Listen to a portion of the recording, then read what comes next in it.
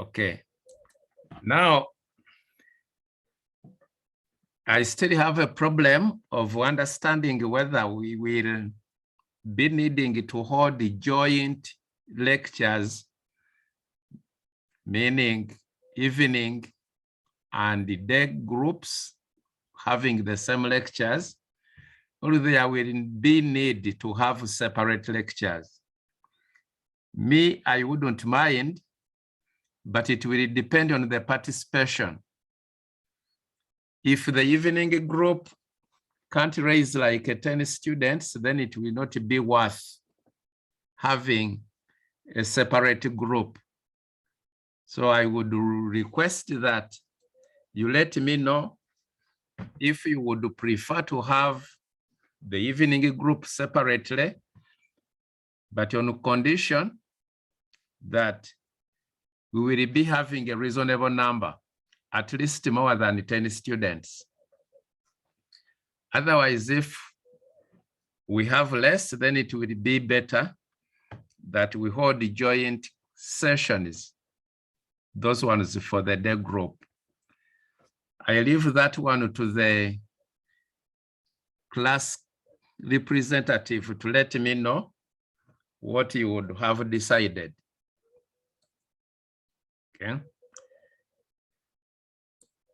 Now the course, like I'm saying, is systems programming.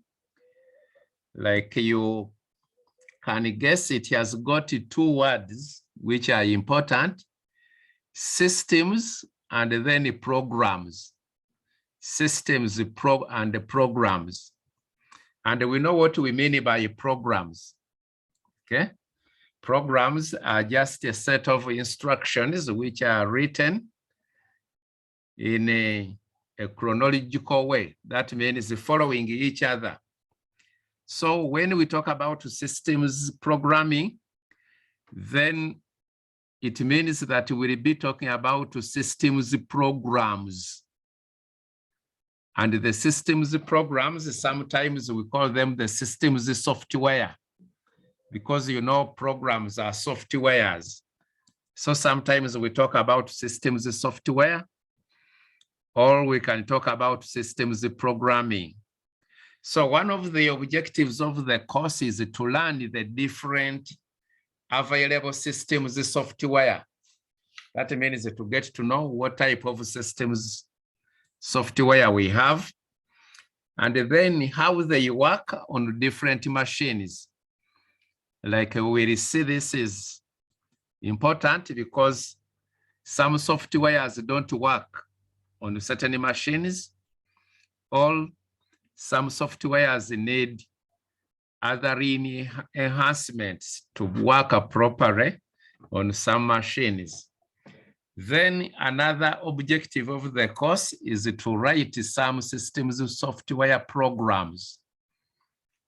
In other words, to design some systems software. So we will be able to learn how to write a few systems programs. Now, the course outline is as shown there. We will have like 6 chapters, I hope. The first chapter is about introduction, just to get to know what we mean by systems software and what we will be learning. Then in addition to that, we will review some basic architecture of a computer, just reviewing the basic components of a computer. Because like I have introduced, we need the softwares usually run on the hardware. So if you are going to understand clearly how the softwares work, you need also to understand the hardware on which they will run. So that will be our first chapter, to get to know what we mean by systems programming and systems software. Then we review the architecture of a computer, just to remind ourselves what we mean by CPU, memory, and then we'll have an example of a certain CPU. Then we'll talk about some machine language instructions, and then instruction formats and addressing modes. Now, like I have mentioned, that when we are talking about software, systems software, we also need to talk about a particular machine or the machine on which that software will run. Because I have already mentioned that some softwares can work on certain machines and it may not work on other machines. So we will consider a typical machine, which we call a simplified instructional computer. So that will be representing like all machines, but it is called a simplified instructional computer because we use it for only instructional purposes. It is not for commercial purposes or academic purposes, but for instruction. And the instruction, as far as systems programs are concerned, not on every course, but just on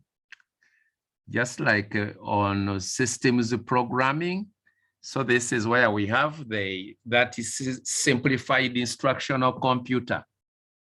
For instruction purposes, for the systems software.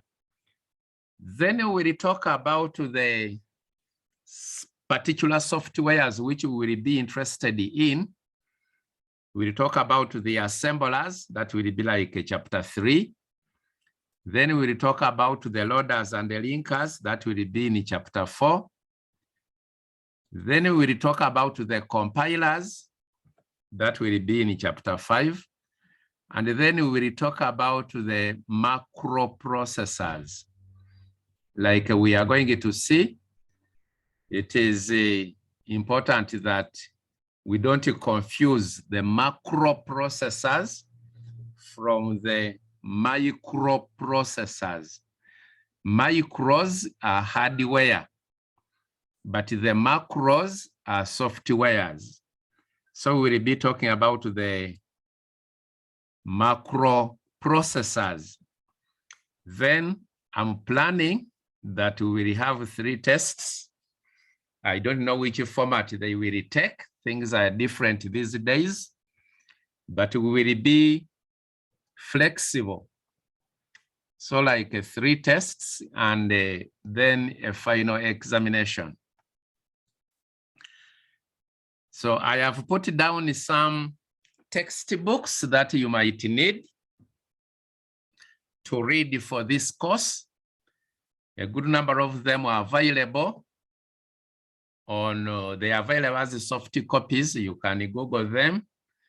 But if you can't Google the books, I promise that the notes which you can see or which you have on Muwere, I think they will be self-teaching. They will be just adequate for you to pass this course. So any question about the introduction to the course? Any question before we begin?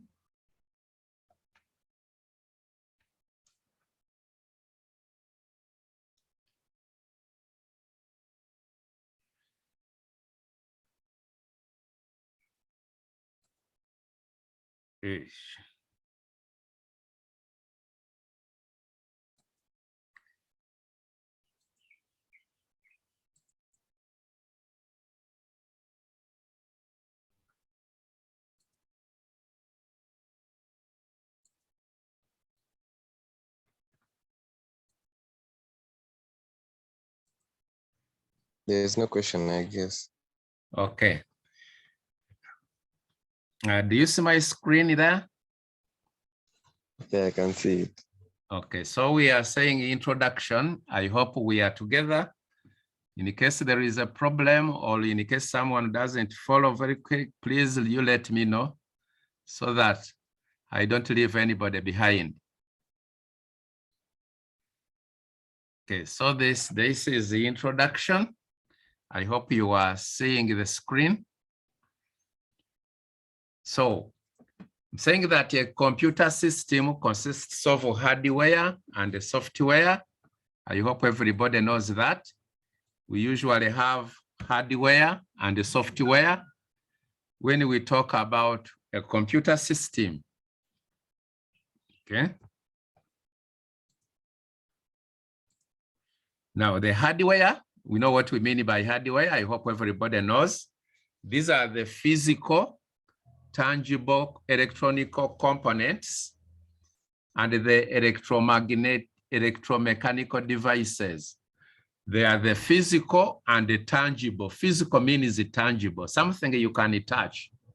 So when we talk about the hardware of a computer, someone can give an example of a keyboard, because you can touch a keyboard and show it to a friend. Okay, you can talk about a microprocessor. When you open it, someone can easily show you a processor. When you open a machine, someone can show you a memory chip. You can see other components. So anything that can be seen and you can touch is the hardware. Okay. Then on the other hand,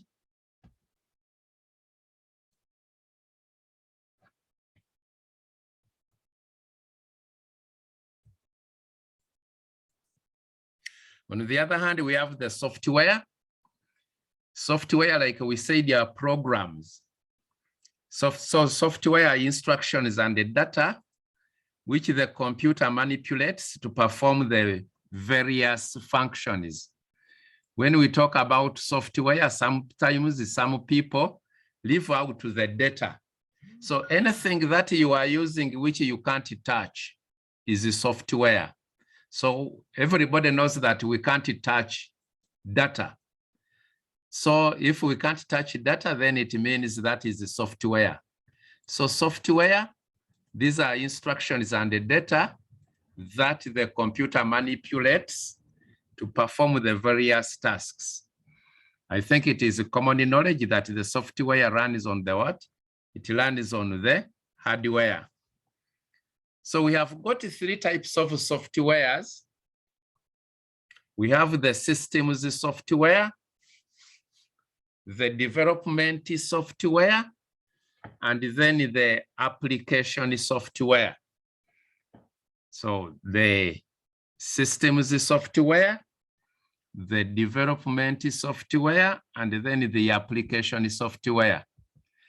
Now, the systems software, these are programs which control the operation of the machine, and they carry out the most basic functions of the computer. They control the operation of the machine, and then they carry out the basic functions of the computer. So if someone was to ask you, what are the basic functions of the computer? Can someone tell me what you would say? If someone was to ask that, what are the basic functions? The basic, we know a computer does a variety of functions. It does a multitude of functions. But if someone was to ask, what are the basic functions of a computer? So can someone tell me what you would say?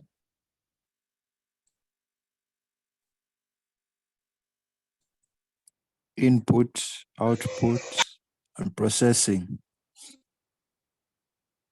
Okay, so it is the inputting, outputting, processing, and then I think we know there is also storing data. So those are the basic functions, okay? To input, to output, to store, and then to process, okay?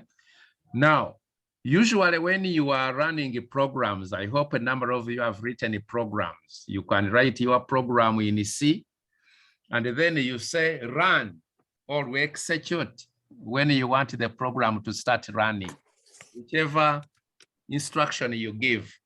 Now, when you say run or to execute? Whom are you telling to run or to execute? So that means that there is a software which you are asking to do that.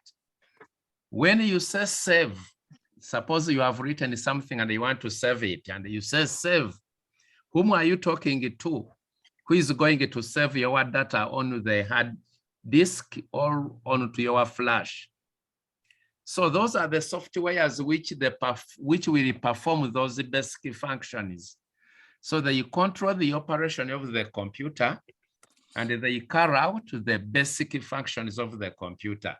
So we are saying they input, they produce output, they manage storage of data, and then they carry out execution of instructions, which we call processing. So in a brief, systems software, like we have said, these are programs which control the operation of the machine, and then they carry out the basic functions of the computer. Okay, any question about that?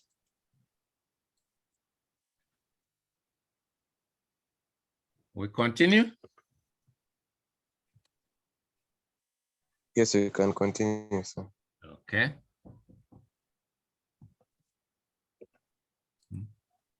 Yes, please.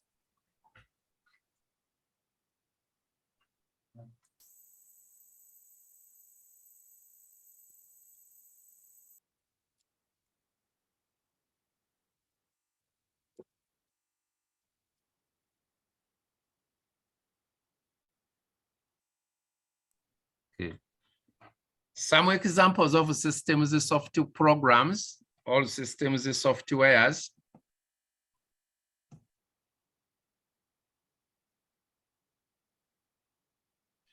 Okay, we have what we call language processors.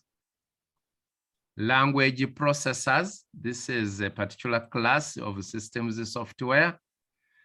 Now, language processors, these are programs which accept people-like languages and they translate them into machine languages. When we talk about people-like languages, that means languages which are understood by human beings, okay? Things like C. C is a language which is understood by human languages because you can say print, you can say do while. So even if you are not a programmer, at least you can understand what you want to do. When you say printf, I think someone will understand what you mean, okay? So those are what we call people-like languages, languages which can be understood by people. So we have compilers, interpreters, assemblers.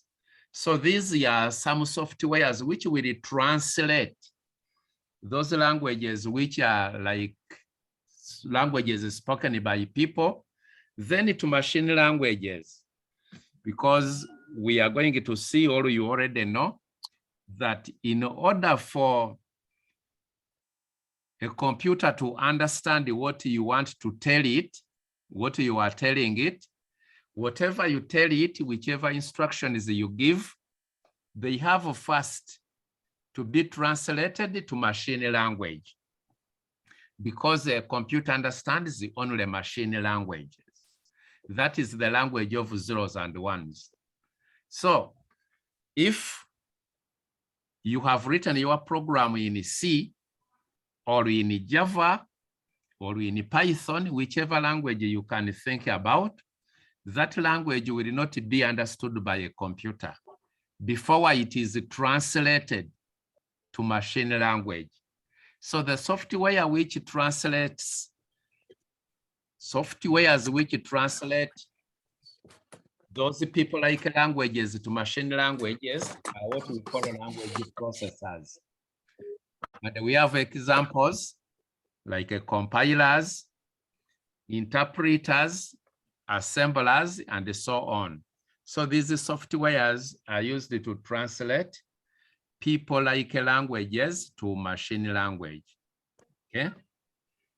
Then another systems program or another systems software. An example of a systems software are programs which we call loaders. Loaders. I think everybody knows that when you have written a program, it has to be loaded in memory first before it runs. If your program is still on your flash, or if it is on the hard disk, it can't execute until it's memory. It is the RAM of the computer. So we have some softwares which load programs into memory. So we call those ones the loaders. So there I am saying that they put the machine language program in memory and then prepare it for execution. So those are the what? Those are the loaders. Then we have the microprocessors, like I said. Microprocessors are programs or systems programs which use abbreviations. Some programs are used in abbreviation. Abbreviations are not like these abbreviations where you say MR for Mr. or DR for doctor or Prof for professor. No, they are not such abbreviations, but these are like functions. You have like a small statement which stands like for a whole program. Now, when you execute that statement, the whole program is run. So it is like calling a function. We will see later on the difference between a microprocessor and a function. So microprocessors are the ones which will enable users or programmers to use macros. Okay, so those smaller programs are called macros. Then also we have another examples of systems programs or systems software. Operating systems. I think these ones are obvious. So operating systems, they allow flexible inputting, outputting, storing, and the retrieval of the information. So these are the ones which allow you like to store in memory. Any problem? Hello? I hope we are still together. Yes, sir. Together. I can see there is a gentleman, Kaba Joseph. Maybe you can mute your phone, your system, because some background noise is coming in. Kaba Joseph Timothy, you can mute your device. So I was saying that these are some examples of the systems programs we will be talking about. The language processors, like you saw in the course outline, we have assemblers and the compilers, then loaders, then microprocessors, then operating systems, and I think we also talk about linkers. Yeah? You know, when you have written a program, you know there are usually some functions which are in the library. For example, every program has its library. So if you have written a program, sometimes there is no need of rewriting some code. So some code can be borrowed from a library. So that code which you borrow from a library is linked together with the current code which you have written in order to have a complete program. Because when your complete program is running, it will be combining both what you have borrowed from the library and what you have written as your code. So we have some softwares which we call linkers. So these ones are the ones which link the different programs and they are combined together so that they can run as one complete program. So those are examples of systems programs. Then application softwares, I hope everybody knows this. These are programs which usually are written by the user for specific purposes. They are written to solve specific problems. You know, a variety of them. A Word, the Excel, PowerPoint, and so on, okay? So these are for specific purposes, okay? PowerPoint, like you know, is for projecting. Word is for word processing, and so on. You can't play computer game when you are in Word. You can maybe exit Word and then you start Solitaire. Or you can't do PowerPoint in Excel. So all of these ones, each one is written for a specific purpose. Then there is another class of softwares which we call development software. These are used, okay, some people at times include them in application softwares, but other people can usually sometimes prefer to make them come out different. So some people create a different class of softwares which they call development software. So these are programs which are used to create other softwares, or in other words, to develop other softwares, okay? So such softwares are like the programming languages, because we use the programming languages to develop softwares, to create other softwares. So those ones are called development softwares, okay? Now, like I said, the second part of this introductory lecture is to review the architecture of a computer. We are not going to be doing any calculations, but just to do a review, a small review of what is made up of the hardware of a computer. So, like you can see on my screen, I'm saying that a typical computer has got those components. Those are the main components. The microprocessor, which we sometimes call the CPU, then memory, okay? Then systems interconnection, that means a system which allows connection or communication of the different parts so that the different parts can communicate with each other. So in the system interconnection, we have a system bus and then the interfaces. So those are components which allow communication of the different components with each other. Then we have the I/O subsystem. The I/O subsystem, which includes both the I/O devices and then the mass storage devices. The I/O devices and the mass storage devices all make up what we call the I/O subsystem. Okay? So a typical computer has those four main functional parts.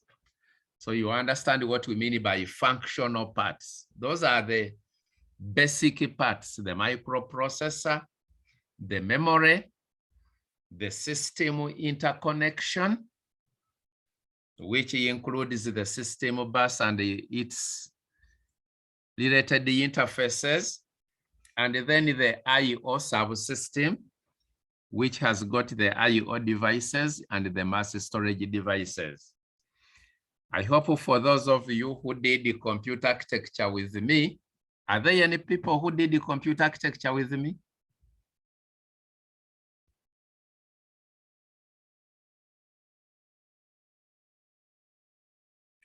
Yes, we are many. Okay, okay. So you can remember that diagram there. It shows what we have been talking about. We have the microprocessor. We have got the memory. So you can see the memory modules there. We said we have the system interconnection. which is made up of the system bus and the interfaces. And then the I/O subsystem, which has got the I/O devices and the mass storage devices. Okay. Now the microprocessor, if someone was to ask you to give the functions of the microprocessor, so those are the main functions of the microprocessor. There are two main functions of a microprocessor. You can mention it too. To interpret instructions, because we usually say that a microprocessor is like the human brain. Okay, so whatever you are going to do as a human being, your brain has to decide or to interpret. You get a message, whether through the eyes or through the ears or through the nose, and then the brain interprets what you have seen, and then you decide what you have to do. Okay, so if you are saying something horrible, then the brain understands that what you are saying is danger, so it can direct your legs to make you run away from that danger. So the main purpose of a brain is first to interpret messages coming to your body, and then to decide what should be done. So basically, that is the first function of the processor. To decode, decode means to interpret instructions, and then after interpreting the instructions, they can direct what should be done. And then the second function of the processor is to perform arithmetic and the logical operations. We know the arithmetic operations: add, subtract, divide, and multiply. Those are the arithmetic. And then the logical operations are the comparisons. You can compare two numbers to find out whether one is greater than the other, whether one is less than the other, whether one is equal to the other, and so on. So that is the second function of the processor, to perform the arithmetic and the logical operations. Okay. Then memory. Memory is used to store both the data and the instructions which are currently being used. Remember, we said that software includes the programs and the data. So the programs, all the instructions and the data are the ones which are stored in memory. But you have to remember that these are stored at the time when you are using the machine. That means at the time when your machine is on, because the moment your machine gets off, then there will be nothing in memory.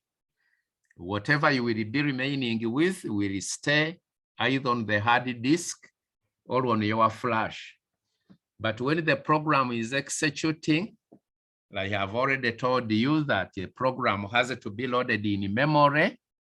So if you are going to run a program, you load the data and the program in memory so that it runs. Okay. Otherwise, if it doesn't get loaded in memory, then it will not run. So memory stores both the data and the instructions which are currently being used. Then the system interconnection, like I said, is the system which enables different components to communicate with each other. So we have a system bus,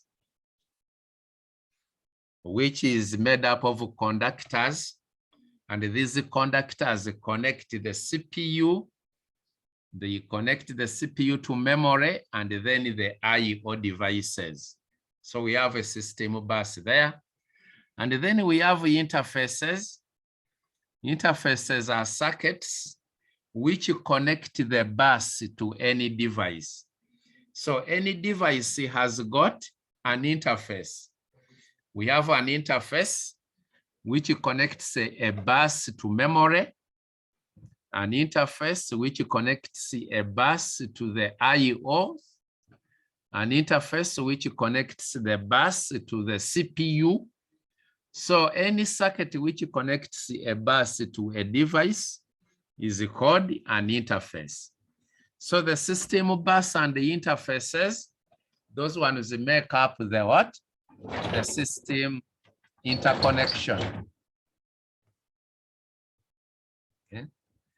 Then the I/O subsystem, like we said, that it is made up of both the I/O devices and the mass storage devices. I/O devices, we know these are the input and the output devices. You can mention 100 if you want, because there are so many devices, depending on what the machine is designed for. Then the mass storage devices, we call them mass storage because they store a lot of data. They store a lot of data and for a very long time. It is not like a memory which stores data only when the system is being used. So the mass storage devices, they store large quantities of data permanently, or you can say for a very long time. Then when we talk about the microprocessor itself, it has got three main parts. The microprocessor itself, if you were to zero on to the microprocessor, it has got three main parts. It has what we call the control unit. It has what we call the working registers. And it has what we call the arithmetic and the logic unit. So you should be remembering that the computer itself is the one which has the microprocessor, memory, system bus, and so on. But the microprocessor itself, assuming that you were to open it up, you will be able to see the control unit, a number of registers which we call working registers, and then the arithmetic and logic unit. Okay, so that is a typical microprocessor. It has got a control unit, and the control unit has those four basic registers: the program counter, the instruction register, the processor status word, and then the stack pointer. So that is the control unit. We said it also has working registers, which can be separated into address registers and the arithmetic registers. And then we have the arithmetic and the logic unit. Yeah.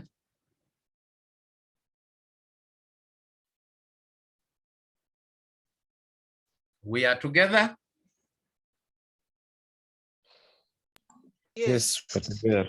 Okay, please don't hesitate to stop me if there is something you don't get very well. But like I think all this is just revision. We start with the revision before we do other things.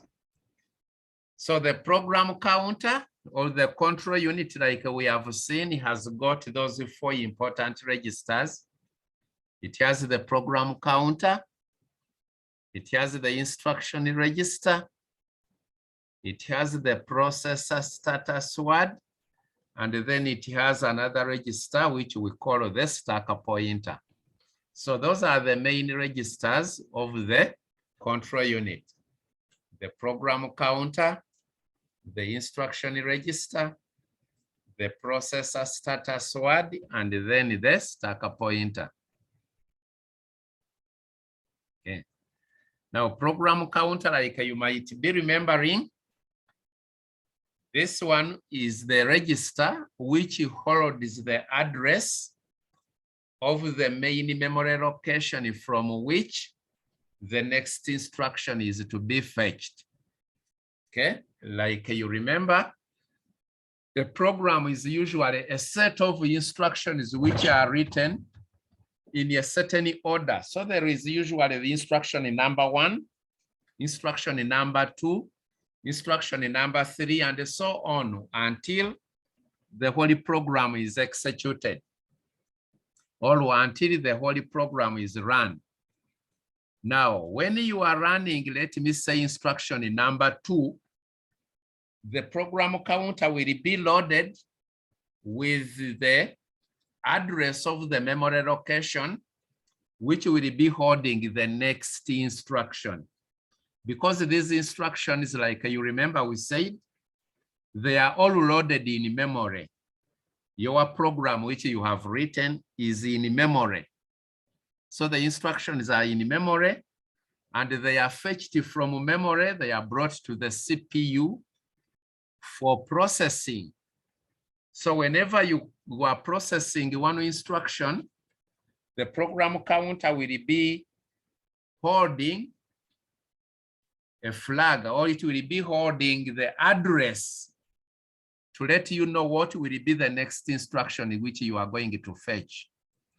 So as you are executing the current instruction, the program counter is holding the address of the next instruction, okay, which will be fetched from memory.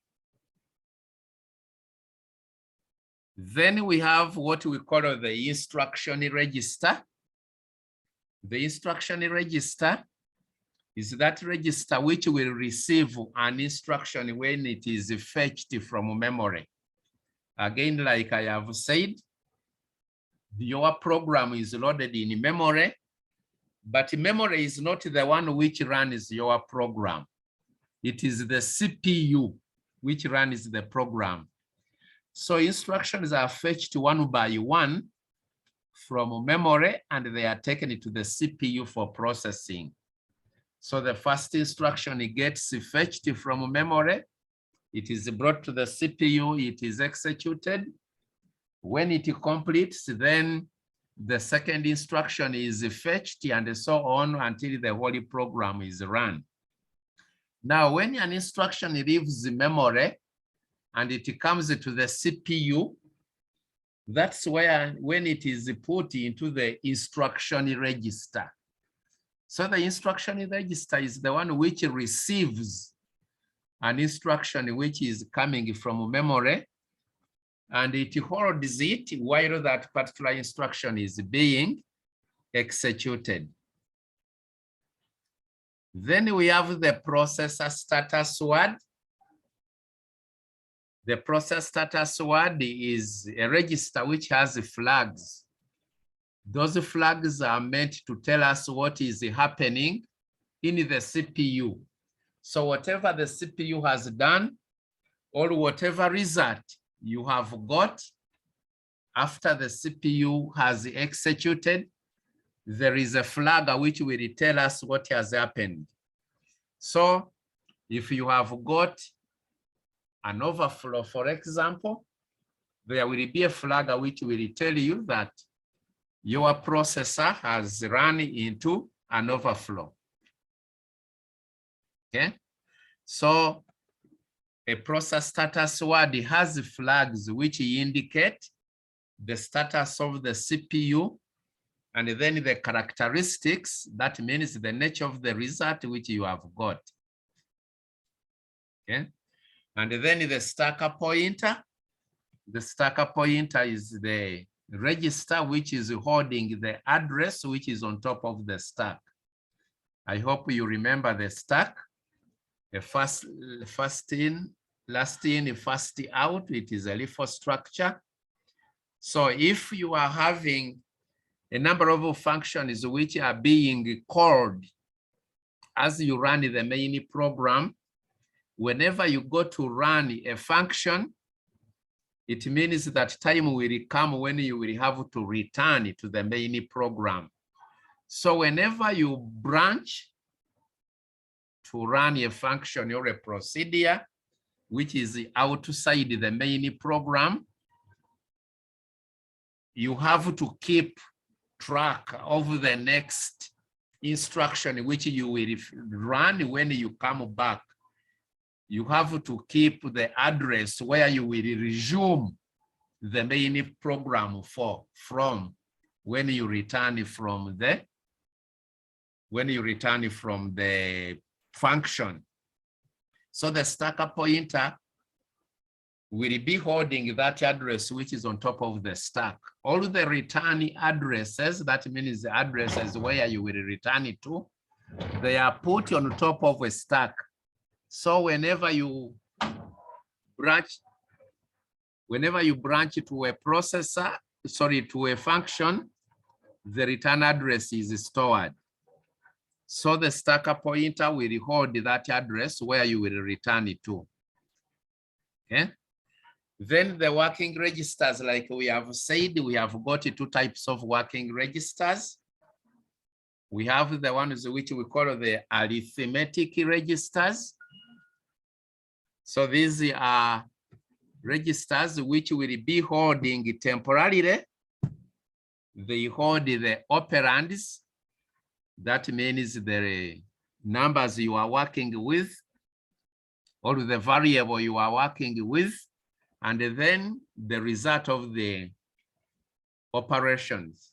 For example, if you are going to perform an addition, let me say you are going to add x plus y, and you are going to get z as your answer. So if someone says that x is 3 and y is 5, so the 3 and the 5 will be stored into the working registers, those arithmetic registers. So the CPU will work the arithmetic and the logic unit like we'll see. It will work on the register which is holding a 3 and the register which is holding a 5, and then you will get your 8. So we are saying that the arithmetic registers, they hold the operands and then the result of the operation. Then the address registers, these are used for addressing. Like we know what we mean by addressing is finding where the information we need is located. So we need the addresses.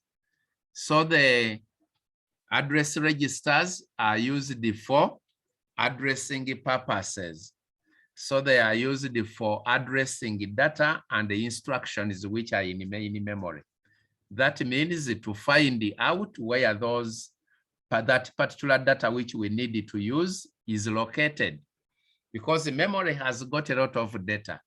So when you are going to use that particular data, you need an address of that particular data which you need for a specific purpose. So that those addresses are stored into address registers. Then there are instances where we don't have specific arithmetic registers and specific address registers. There are instances where these registers can be used anyhow. Any register which you find can be an arithmetic register, or it can be an address register. So if we are not specific which registers are which registers are arithmetic and which registers are address, if we are not specific and we just have registers, then we call them general purpose registers. General purpose registers. So you need to remember that the working registers of two types, arithmetic registers and address registers. If they can be used anyhow, then we call them general purpose registers. Okay. Then we have the arithmetic and the logic unit. This one performs arithmetic and the logical operations. It is the one which works on the working registers. You remember we said that the operands are put in the arithmetic registers. Then the arithmetic and the logic unit works on those registers to give results.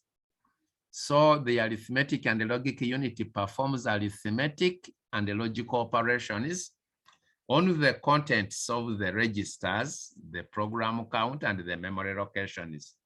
Because you can say 5 plus X, which means that 5 is data which is already available, but you are going to add that 5 to some other data which is in a memory location whose address is X. So the arithmetic and the logic unit will work on some data which is in the memory, and then some data which is readily available. So that's why we are saying that it works on the registers, it works on the memory locations, and then on the program counter. Something also which is very important is that it is the one which sets and clears the appropriate flags. Like we see, or like you remember, we have flags, for example, which tell us after an operation has been done, you can get an overflow. So when you get an overflow, the overflow flag is raised. So who raises the overflow flag?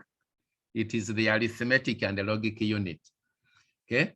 After you have seen that you have got an overflow, then that flag will be lowered if it no longer carries meaning. So the arithmetic and the logic unit is a register, sorry, it is a unit which sets and clears the flags. So those are the two main functions of the arithmetic and the logic unit: to perform the arithmetic and the logical operations on those working registers, and then to set and clear the flags. Okay. Now let us see an example of a typical microprocessor, like I have mentioned, that will be talking about the Intel 885 microprocessor. I hope you remember we discussed this one also in the computer architecture. So remember, we have said that a microprocessor has got 3 basic units. There is a control unit. There is they are working registers. And then we also have the arithmetic and the logical unit. Now, the control unit, you remember we said it has got 4 main registers. It has got a program counter. It has got an instruction register. It has got a processor status word. And then it has got a stacker pointer. So in this diagram, I hope you can all see the diagram. It has got a program counter, which is 16 bits. So this one is a program counter, which is 16 bits. It has got an instruction register.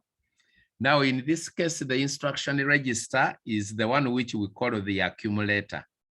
For this purpose, it has got 8 bits. The accumulator, remember we said an instruction register is the one which receives instructions which are coming from memory.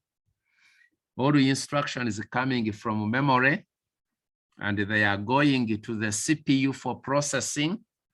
They are received first by the instruction register. Now, the Intel 885 people, they call their instruction register the accumulator. And then we have got the processor status word. These guys have got a processor status word which has got 5 flags. Okay, like you can see, it has got 5 flags. There is the S flag. S stands for sign. Like we see, the sign flag is raised when you have got a negative answer. Then there is a 0 flag that is raised when your calculation or your operation generated a 0. Then there is a carry flag This is raised whenever you are doing addition and you carry a number to a next position, or if you are doing a subtraction, if you are borrowing, you know, in subtraction, we can borrow from the next position. So whenever that one is happening, the carry flag will be raised. And then we have the parity flag, which tells us about the bits which you have generated in your answer. So if you have generated the answer you have generated has got an even number of bits, the parity flag will be raised. And then we also have the auxiliary carry. This is a carry for BCD arithmetic. You remember the BCD arithmetic, we have got a carry. If you have a carry, you remember what we do. I think you remember we said that there is what we call, well, when we carry, I think I'm forgetting, but there is you remember that time when we add a 6 to the number so that we can normalize the answer. So that one happens when the auxiliary carry flag will be raised when that happens. Then we have the stacker pointer. The stacker pointer, like you remember, we said that this is a register which is holding the address which is on top of the stack.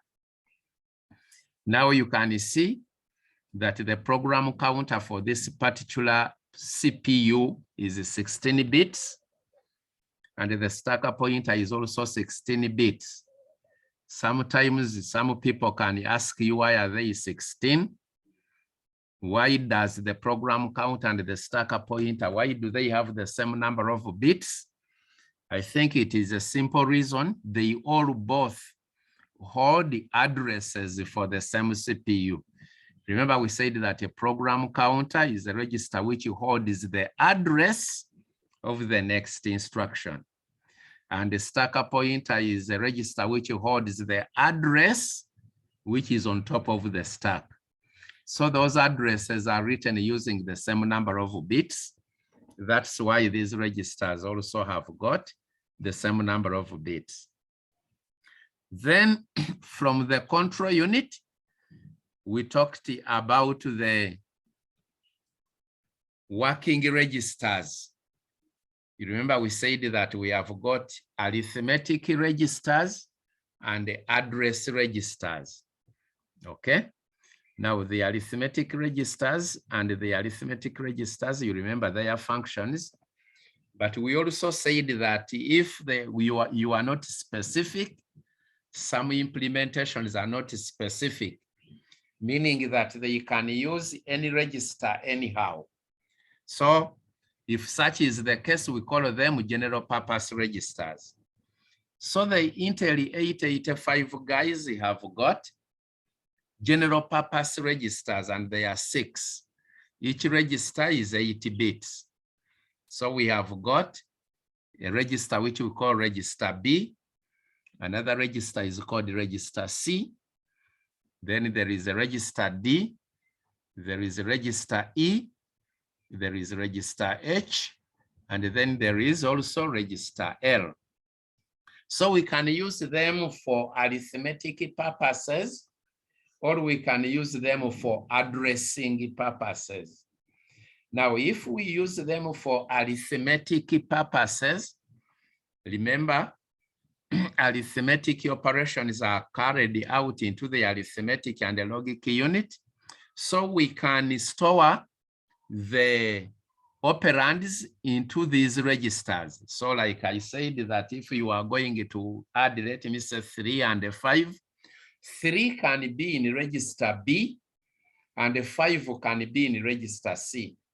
So the arithmetic and the logic unit can work on register B and register C, and then you get the answer. The answer can be temporarily stored into, let me say, register D, okay?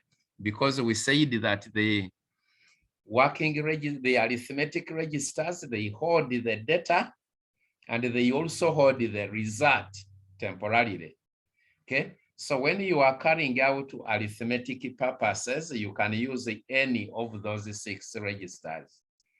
But if you are going to use them for addressing, like you can see that the address needs 16 bits. Program counter is 16 bits, a stacker pointer is 16 bits, which means that when you are writing an address of a memory location for this CPU, it should be 16 bits. But these registers, each one is 8 bits. So if you are going to use these registers to hold the addresses, then you use 2 of them, because one register can't hold an address, because the register is 8 bits, but the address is 16 bits. So if you are going to hold an address, you use a pair of registers. So we usually talk about a BC pair, a DE pair, and an HL pair. So when you pair them, it means you are going to use them for addressing. If you don't pair them, then you are going to use them for arithmetic operations. Okay. Then we have got the arithmetic and the logic unit there, which performs the arithmetic and the logical operations. So any question about the architecture of the Intel 885 CPU? It has a control unit, 4 registers, program counter, instruction register, which is the accumulator, the processor status word with the 5 flags, and then the stacker pointer. It has the working registers, which in this case are general purpose registers, meaning that you can perform both arithmetic and the logical operations. And then you can also use them for addressing their general purpose. What you need to remember is that for arithmetic purposes, each register is used individually. But for addressing purposes, you need to pair them. Then we have the arithmetic and the logic unit, which performs the operations. Any question?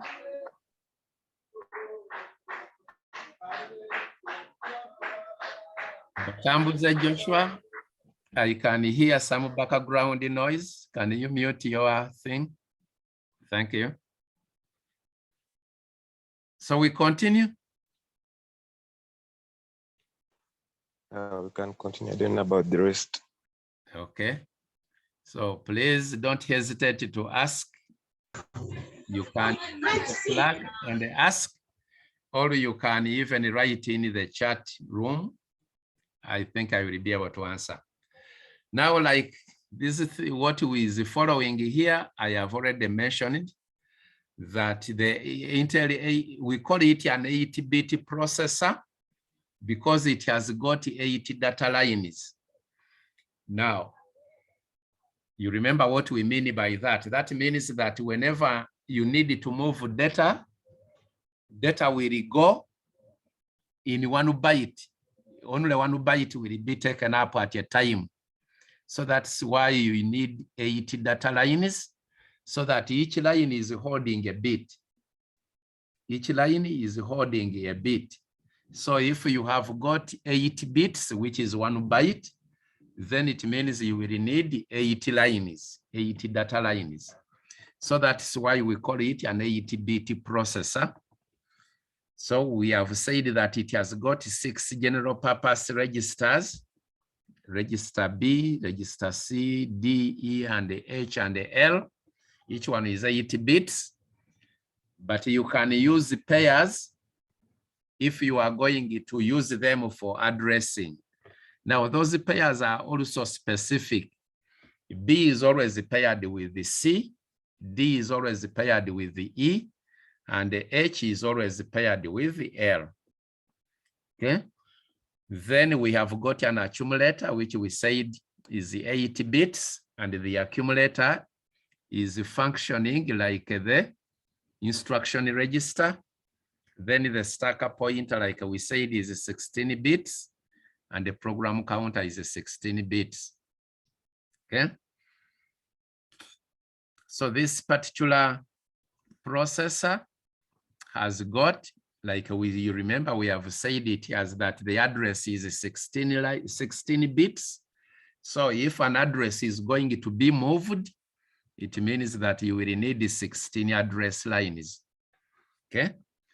And if you are going to move data, then you will need 8 data lines. Okay. But these lines, sometimes you use the same lines to carry both addresses and the data. So there are 16 lines. If you are carrying an address, all of them are used because an address will need all of the 16 lines. If you are carrying data, then you will use only 8 lines. The other 8 will be redundant. So instead of having 24 lines, 16 for addresses and 8 for data, they have only 16 lines because the data and the addresses don't move at the same time. So if you are moving an address, all the 16 lines are used. If you are using data, only 8 lines are used. So we usually say that the addresses and the data lines are time multiplexed, which means that at one time you have addresses, then at another time you can have data. So it depends on a particular instance. On a particular instance, if you were, for example, to take a snapshot, it could be an address moving, or it could be data, which is on those lines, but not both. Okay. And usually if you are fetching data, of course, you have to send an address first to know from which memory location you are getting your data from. So the address is sent first, then you get the what? Then you get the data. Okay. Then we have 20 control lines. I have explained the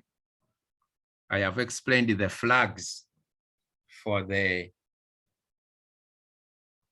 the processor status word. Z is a 0 flag. That means whenever you get 0 as your answer, that flag will be up. The S flag is for sign. If you see that flag at 1, if you see that flag is raised, then it means you have got a negative answer. P is parity. When that flag is raised, then it means your answer has got an even number of bits. Okay. C is a carry flag. When it is raised, it means you have performed either addition or subtraction, but the addition has generated a carry. Or if you are subtracting, the subtraction has involved a borrow. Okay. Then the auxiliary carry, it is a carry in BCD arithmetic. Okay. Okay, now let us talk about machine language instructions. Okay. So we said that at the time of execution, which means when your instruction is going to be executed, like I have said, it is converted or translated from the language which you have used, and then it is translated to a machine language because a machine understands only a machine language. So a machine language instruction is an instruction which is understood by the what? By the machine. Now, the machine language instruction is an instruction which is made up of zeros and ones. So instead of writing something like a print, someone will write a series of zeros and ones. So that is when the machine will understand it. Or when you say save, something like that, all of the instructions have to be translated to zeros and ones, whichever instruction you give. So at the time of execution, all of the instructions have to be in a form of zeros and ones because it is a language which the computer will understand. Now, that language which the computer understands is what we call the machine language instruction. So any other type of computer language has to be converted to machine language. Okay. Now, there is what we call an instruction format. An instruction format. So if I have got a series of zeros and ones, how do you interpret them? Now, the format of a machine language instruction, or a machine language instruction has got two parts. There is what we call the operation code. Now, these are the bits. All of this is part of the instruction which tells us what the instruction does, okay? And then we have what we call the operands. The operands, this is either the data or the address which is required to execute the instruction. Now, if I can give an example, do you have a pen and a paper somewhere? This is just an example, okay? Now, suppose if you can write, let me say 0, 1, 0, 0, 1, then 1, 0, 0. Have you written that one? 0, 1, 0, 0, 1, 1, 0, 0. So this could be, I am just giving an example. This could be an instruction which tells you to add X and Y. Add X plus Y, okay? Now, if it is given in those 8 bits, like you can see, if the instruction is there, if this instruction is 0, 1, 0, 0, 1, 1, 0, 0, suppose when you interpret it, it means add X and Y, add X and Y, okay? So if you are going to add the X and Y, it means that in these zeros and ones, there is a part which is standing for add, for the instruction add. Then there is a part which is standing for X, and then a part which is standing for what? For Y, okay? Now, the part which is, you can say that maybe the first 2 bits, 0 and 1, maybe that means the add, okay? Maybe the next 3 bits, the 0, 0, 1, maybe that is the X. Maybe 1, 0, 0, that means what? Y. So when you interpret those bits,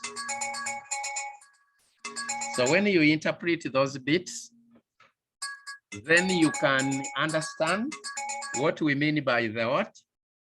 You can understand what we mean by the instruction format, okay? So the bits which stand for the instruction itself, in this case, the instruction is add. Now, those bits which stand for the instruction add, that is what we call the operation code, okay? Then from the operation code, we have bits which stand for the data we are going to use, or the address. For example, when I say X plus Y, these are addresses, okay? So those are addresses of, so because the memory location X can be holding a 3, memory location Y can be holding a 7. So those are addresses. So the addresses are the ones which we call operands. All the data, someone can say add 2 and 4. So after saying add is the operation code. So the number of bits which stand for a 2 and the number of bits which stand for a 4, those are the operands. So, and it's a format of a machine language instruction. A machine language instruction has got a what? A part which we call the operation code. Sometimes we abbreviate it as the op code. And then it also has another part which is for the operands. And now an operand is any address or data which we need to complete the instruction. Instruction is need the operands. You can't just say add and you stop there. That one is not complete. But when I say add 5 and 4, then that one is complete because you know what is supposed to be done. But if I just say add, that one is not complete. So we have a part which says the add as an example, that is the code, the operation code. And then the data which we need to complete the instruction is what we call the what? The operand. Okay. Now let us have some instructions, examples of machine language instructions. Okay. There is one type of machine language instruction, which we call the register to register transfer. Okay.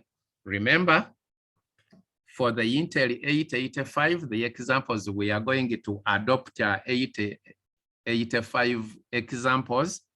Remember the registers we have. We have register B, register C, register D, register E, and register D, B, C, D, E, and then H and the L. Okay. Now, each of those has got its own code because when we talk about machine language, you can't write a B or a C. So like we are going to see each one has got its own code. And in machine language, we are going to find out that most instructions involve moving data from one place to another. Actually, all computer instructions, they always involve moving data from one part to another. That's why we have even a system bus. Data is always being moved from memory to the CPU, from memory to the mass storage devices like a hard disk, and so on. So data is always moving from one part to another. But also data is being moved, can also be moved from one register to another. So I can also say, for example, that move what is in register B to register C, or move what is in register H to register D. So we have that is what we call register to register transfer, meaning that you can move data from one register to another. Now, the machine language instruction, which is a register to register transfer, is an 8-bit instruction. It is 8 bits. It has got the operation code, which is move. Move, that means you are going to move. So that is the instruction. Now that one is not complete when I just say move data. It is complete when I tell you from and then the destination. Move, I give you the source and then the destination. So the operation code for the instruction move is 01. Okay. Then from 01 with the next 3 bits, that is the code for the destination register. Okay. The next 3 bits, that is the code for the destination register. Okay. And then the last 3 bits, that is the code for the source register. So each of these registers has got a code. So register B has its code, register C has its code, and so on. So here you just, in those DDD and the SCSS, you just put the appropriate register. For example, you can say move data which is in register B to register C, or move data which is in register C to register L. Okay, so that is the format. It is an 8-bit instruction. The first 2 bits, that is the opcode, that means move. Then the next 3 bits in the middle, that is the code for the source register. And then the next 3 bits, the last 3 bits, you put the code for the source register. Okay. Now I have told you that each of these registers has got a code. So the code for register B is 000. Register C is 001. Register D is 010. Register E is 011. H, that is the code 100. L is 101. And then the accumulator, which is register A, is 111. Now, if you are going to use the pairs, we remember we said that B is always paired with the C, D is always paired with the E, and the H is always paired with the L. So you pick the 2 common bits. For example, the BC pair, register B is 000 and the C is 001. So it has got the first 2 bits are common. They are both 00s. So that becomes the address of the BC pair. So the address of the BC pair is 00. Okay. Then the DE pair, register D, its address is 010. E is 011. So the first 2 bits are common, 0101. So the address of the DE pair is 01. Now H is paired with the L. H is 100, L is 101. So the address of the HL pair is what? 10. Okay. So these are the codes for the registers. These are the codes for the working registers of the what? Of the Intel 885 processor. Okay. Now, if someone writes this instruction, he writes a 01, then is 000, and then 111. What do you think is this machine language instruction doing? Someone writes 01, 000, 111. What does it mean? Can someone tell me? I think it is meaning transfer data from register A to register B. Yeah, of course, because we said that the 01 means transfer data or move data between registers. Okay. Then you need to mention the registers from, that means the source register, and then to the destination register. So this means that you are moving what is in register A to register B, because register A, the code for register A is 111, and the code for register B is 000. Now, when we say moving, it is like a copying, because if I am moving data from register A to register B, of course, after the instruction, register B will be having contents which were in register A originally. Is that right? But register A is not going to remain blank. It will still have what it had before the operation. So the instruction moving is like a copying. So it is like a copying. You copy what is in register A to register B. Okay, now we can usually, in most cases, we use the machine language instruction to write these instructions. We don't usually write them as they are here because they would be quite long, because some instructions like we'll see 3 bytes, others can be 4 bytes. So we usually transfer them in hexadecimal. So this particular instruction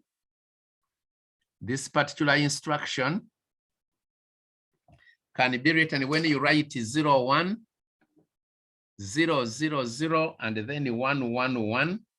Of course, in machine language, you remember every 4 bits, every 4 binary bits, they stand for 1 hexadecimal digit, not so?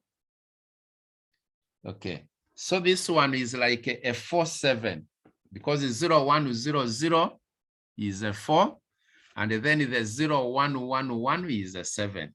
So someone can just say 4-7 in hexadecimal. That instruction means move data from register A or copy what is in register A to register B. Is it okay? Yes, it's okay. Okay, can someone write for me an instruction which copies from register A to register C? If I want to copy contents of register A to register C, can someone give me a hexadecimal answer? The machine language instruction in hexadecimal. Register A to register C. Okay.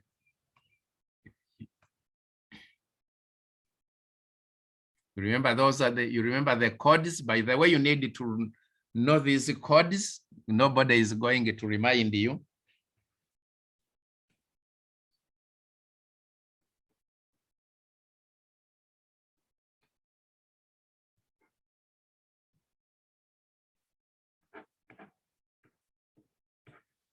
Okay, so we are moving data from register A to register C. Can someone tell me the answer?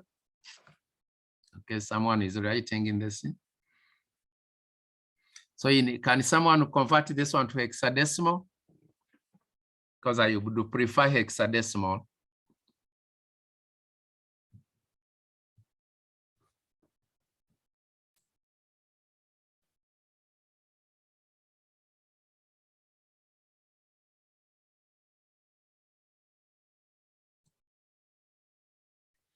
Moving data from register L to register C. It looks like it is 4, 5. It is what? 4, 5. No. You remember the format?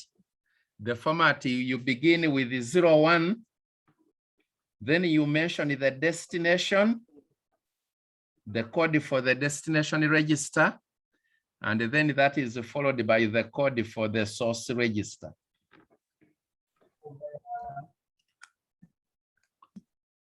No, Mr. Wafula, it is not 3-4.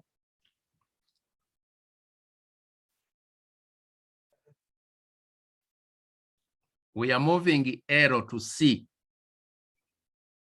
Yeah. Okay. Did I say C? Yeah, I think I said C.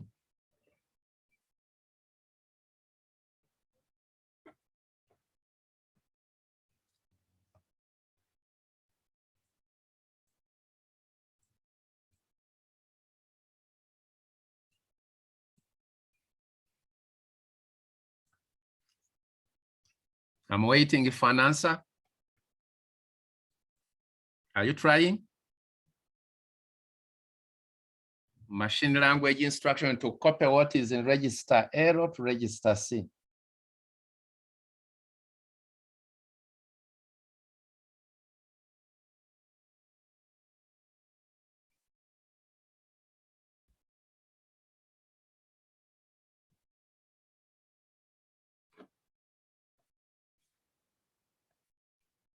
I've got 6 and 9. 6-9. Alex is getting 5-9. I think it is a 6-9 because if we can go together, the operation code is 0-1.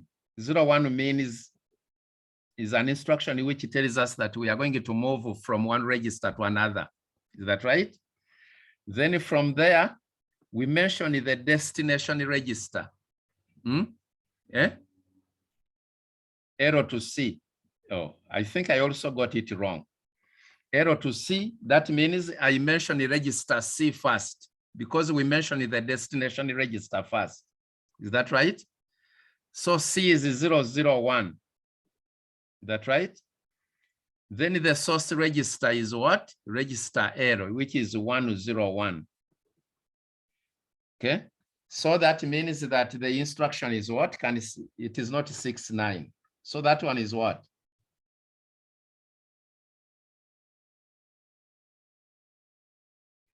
I had gotten 45. No, it is not 45.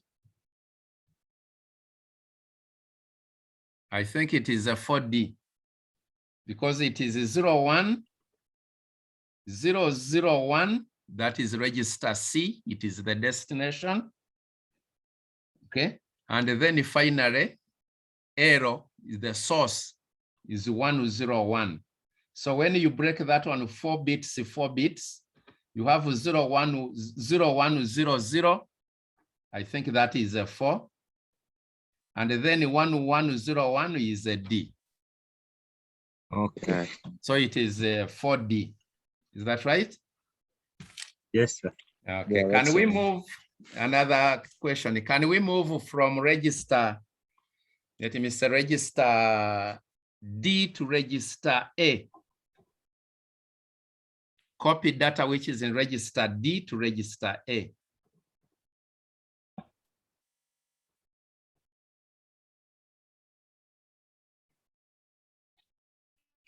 I beg your pardon. Register C to register A. And I said the D to A. Okay. D to A.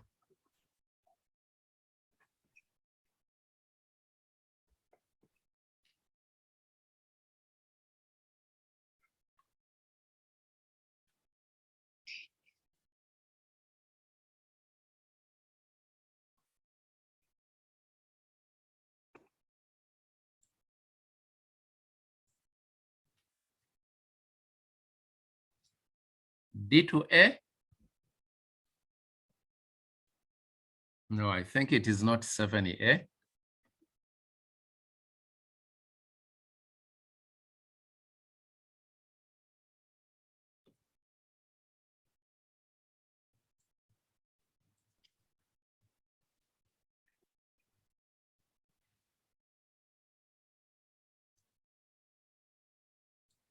D to A?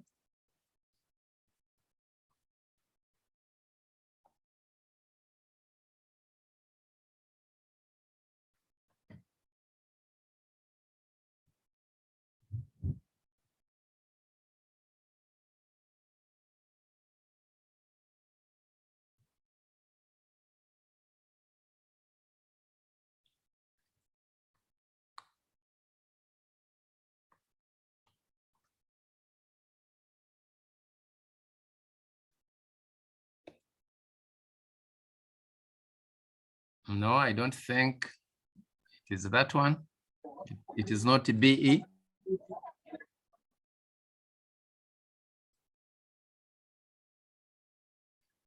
We say the D to A, D to A. Yeah, D to A.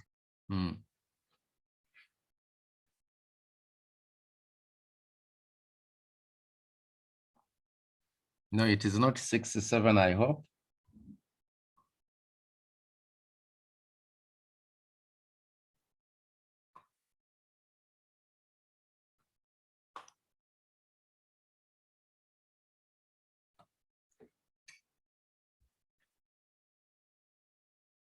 Yeah, I've also got 7A.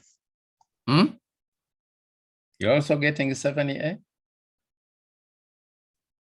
D to A, I don't think it is 70A. Okay, can we work it out together? You begin with the 01. That means you are going to copy from one register to another.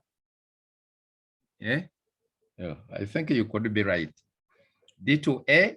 So we mentioned the what? We mentioned the destination first. A is what? A is 111. Is that right?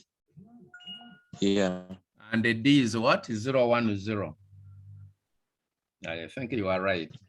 So that gives us, I think, what does 011 is 11 is a 7.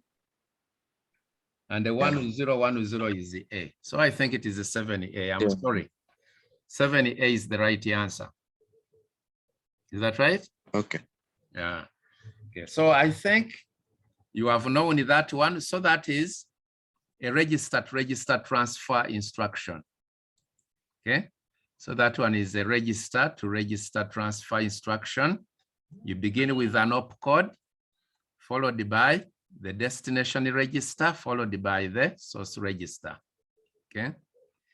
Then let us to look at another example. Another example is adding. Adding. Okay, so you can add what is in one register to what is in another register. Okay. Now you expect to have two registers, a source register, one register plus what is in another register. I think we are expecting two registers. Now for addition, there is a constraint that one of the registers you are using has to be the accumulator. One of the registers you are using has to be the accumulator, which is register A. And then you just mention another register. So here you can just say add C. So when I say add C, it means I am adding what is in register C to what is in the accumulator register A.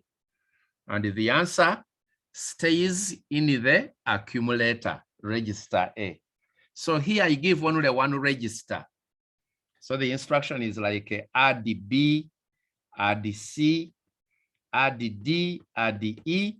So whichever register you mention, the second register is the accumulator. Is that right? And then that is the format for adding to the accumulator. So the opcode takes those 5 bits, 10000, that means the add to A. Now, what are you adding to A? You mentioned the other register, which is given by the 3 bits, the source register. Remember, the answer stays where? Into the accumulator. So we are saying that this instruction adds what is in a register described by the 3 bits CSCSS to what is in the accumulator, and the answer stays in the accumulator.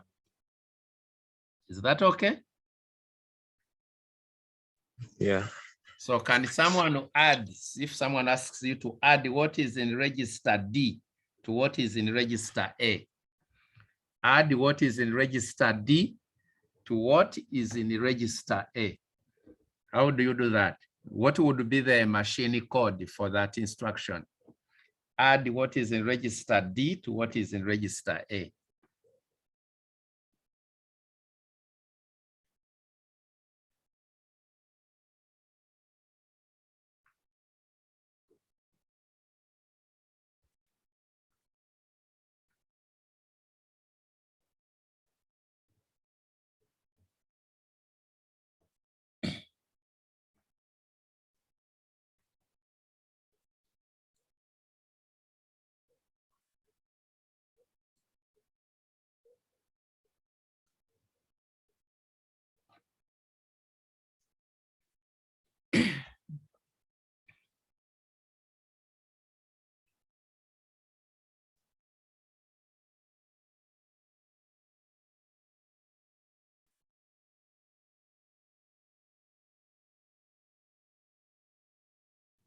Has someone finished? Add what is in register D to register A.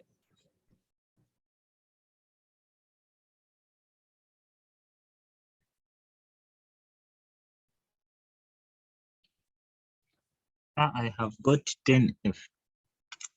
You have got what? 10F.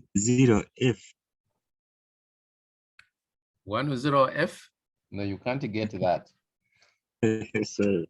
This one is an 8-bit instruction. So if you break it into 4 bits, you need 2 hexadecimal digits.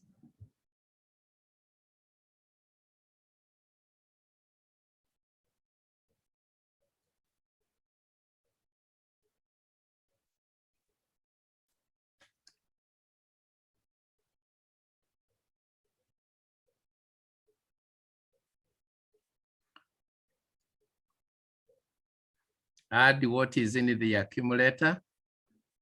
Okay. I said to which register? Register C to A. To register. From D Register to C to A. D to A. Add D to A, yes. C, A. I said add what is in the accumulator register D, not so?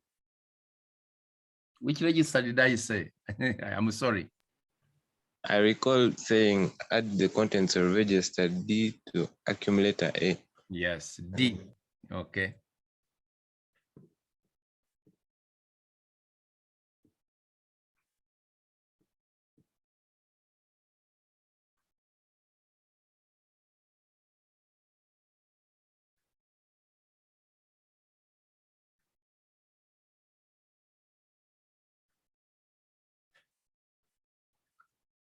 So what answer are you getting? We are adding what is in the accumulator to what is in register D.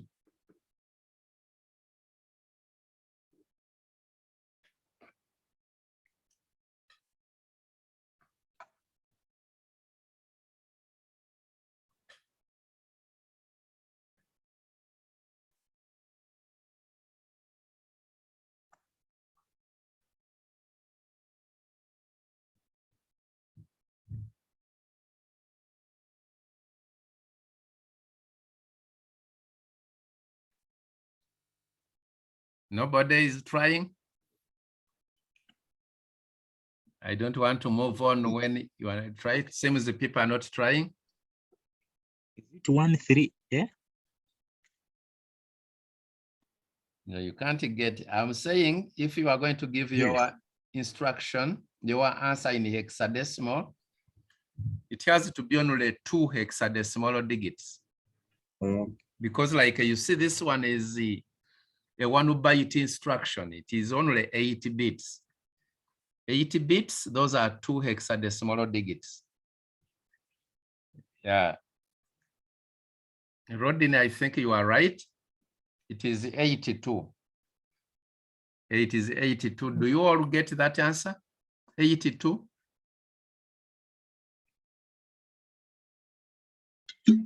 Okay. Okay, so you are adding what is in register D to what is in register A. Okay.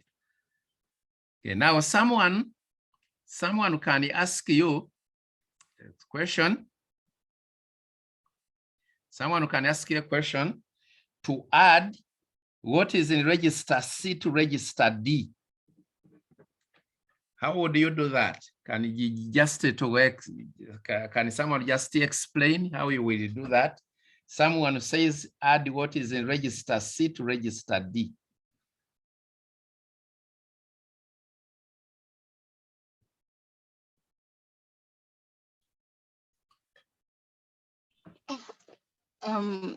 Just trying, if you're adding maybe register, you said register what, C to D? C to D, yeah. Yeah, you have to first, like you have to, like maybe for registers, you have to move the data in registers and put it in the accumulator since every addition takes place in the accumulator. Right. Then from there you will add the. You are right, okay? So we will first move what is in register C to A, is that right? Then you can say add D, because now you have got your C into the accumulator, then you can add D. So there you need 2 instructions. The first instruction is to move C to A, and then the next instruction is to add what is in A to D. Is that right? Can someone write up those 2 instructions? C to D, it will add the C to D.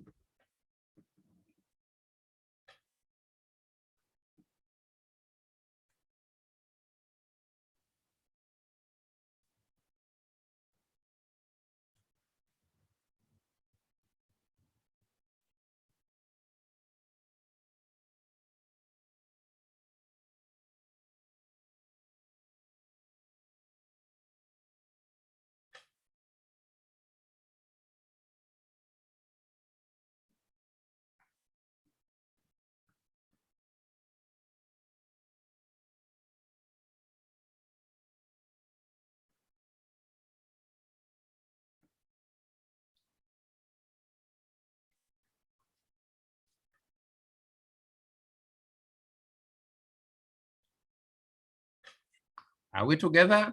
Are you working? We said it is done using 2 steps. You will need an instruction to move what is in C to A. Then you add what is in A now to D.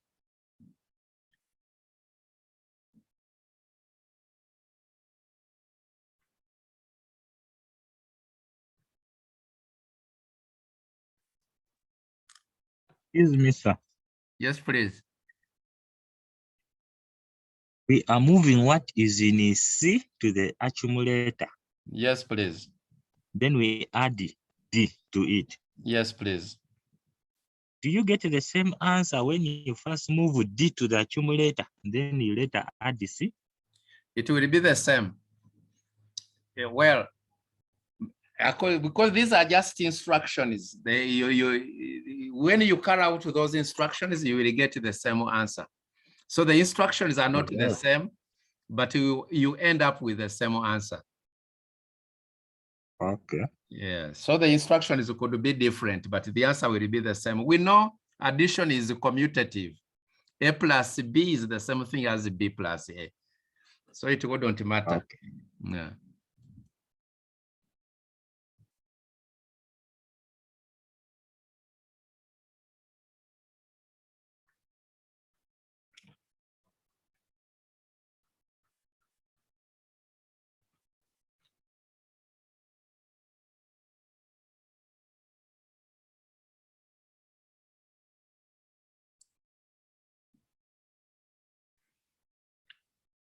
I'm waiting for the answer.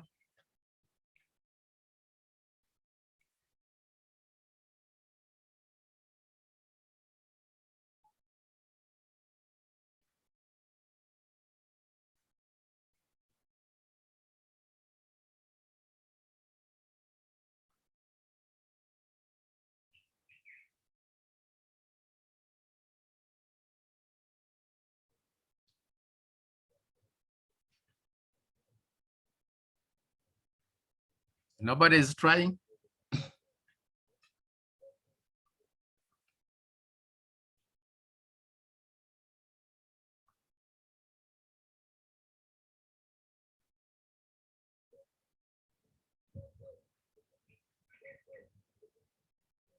Hello?